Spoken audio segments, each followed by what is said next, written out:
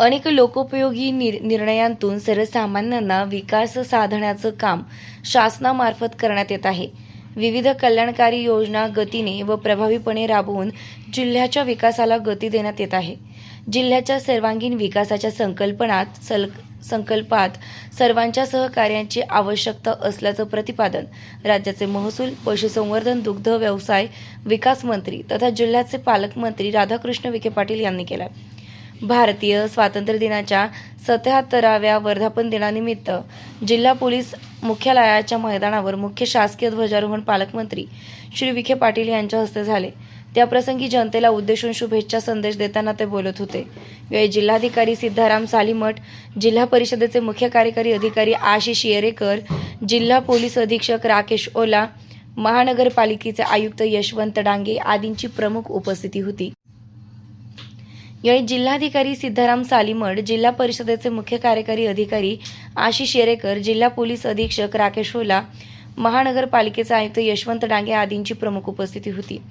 पालकमंत्री राधाकृष्ण विखे पाटील म्हणाले की स्वातंत्र्य दिनाचा आनंदोत्सव अधिक द्विगुणित होण्यासाठी देशाचे प्रधानमंत्री नरेंद्र मोदी यांनी यावर्षीही हर घर तिरंगा अभियान राबविण्याचे देशवासियांना आवाहन केले होते.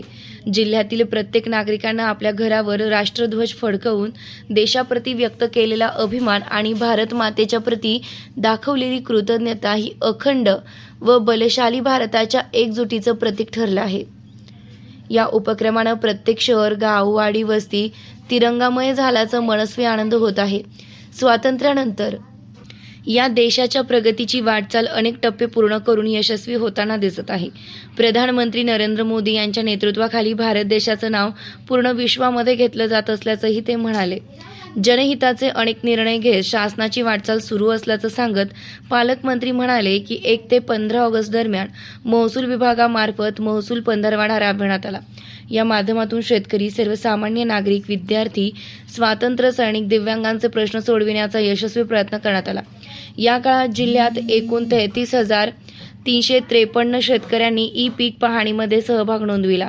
श्वेतरस्ते, शिवार रस्ते, पाणंद रस्त्यांचे प्रश्न सोडवून रस्ते समन्वयाने खुले करण्यात आले. युवा संवाद कार्यक्रमातून 8,830 दाखल्यांचं युवकांना वाटप करण्यात आलं.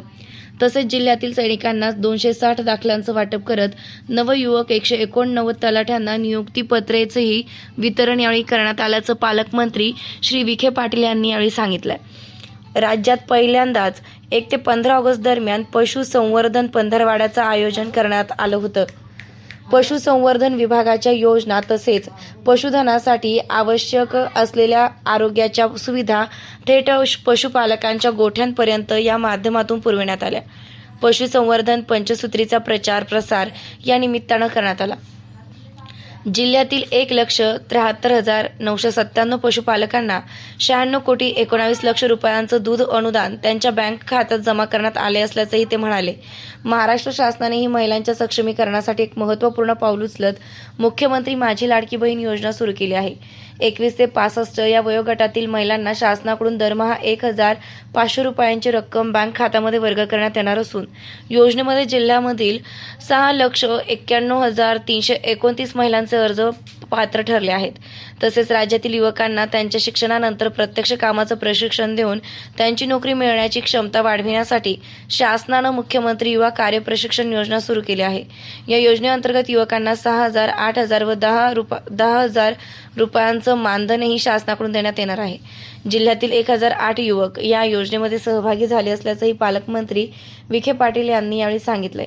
जिल्ह्यातील खंडकरी शेतकऱ्यांना त्यांच्या जमिनी भोगवटा वर्ग 1 करून विनामूल्य करून देण्याचा शासनानं निर्णय घेतला असून आकारी पडीत जमिनींच्या प्रश्नाबाबतही शेतकऱ्यांच्या बाजूने सकारात्मक निर्णय झाल्यानं या जमिनी त्यांना देण्याचा मार्ग मोकळा झाल्याचं पालकमंत्री श्री विखे पाटील म्हणाले आहेत. यावेळी पालकमंत्री विखे पाटील यांनी उपस्थित स्वातंत्र्य सैनिक, पदाधिकारी, अधिकाऱ्यांच्या भेटी घेऊन भारतीय स्वातंत्र्य दिनाच्या सर्वांना शुभेच्छाही दिल्या.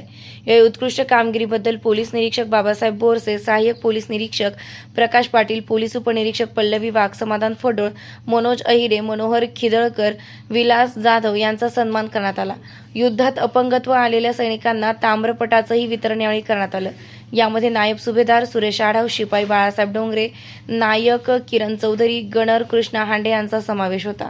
प्रधानमंत्री सूक्ष्म अन्न प्रक्रिया योजनेअंतर्गत उत्कृष्ट कार्याबद्दल जिल्हा अधीक्षक कृषी अधिकारी सुधाकर बोराळे, राहुरीचे तालुका कृषी अधिकारी बापूसाहेब शिंदे यांचाही पालकमंत्र्यांच्या हस्ते सन्मान करण्यात आला. विशेष उल्लेखनीय सेवा पुरस्काराकरिता निवड करण्यात आलेले सावरगावतळ तालुका संगमनेर येथील पोलीस पाटील गोरक्ष नेहे यांचा तर आदर्श तलाठी म्हणून राहाता येथील तलाठी श्रीकृष्ण शिरोळे यांचाही पालकमंत्र्यांच्या हस्ते सन्मान करण्यात आला. राज्य गुणवत्ता यादीत आलेल्या शिष्यवृत्तीधारक विद्यार्थ्यांमध्ये शौर्य हजारे, कृष्णा चन्ना, श्रावण ढोरमले, तनिष्का चौरे व आयुष मोरे या विद्यार्थ्यांचाही पालकमंत्री विखे पाटील यांनी गौरव केला. कार्यक्रमाचं सूत्रसंचालन नायब तहसीलदार संध्या दळवी यांनी केलंय. कार्यक्रमास पदाधिकारी, शासकीय अधिकारी, कर्मचारी, पत्रकार यांच्यासह नागरिकांची मोठ्या संख्येने उपस्थिती होती.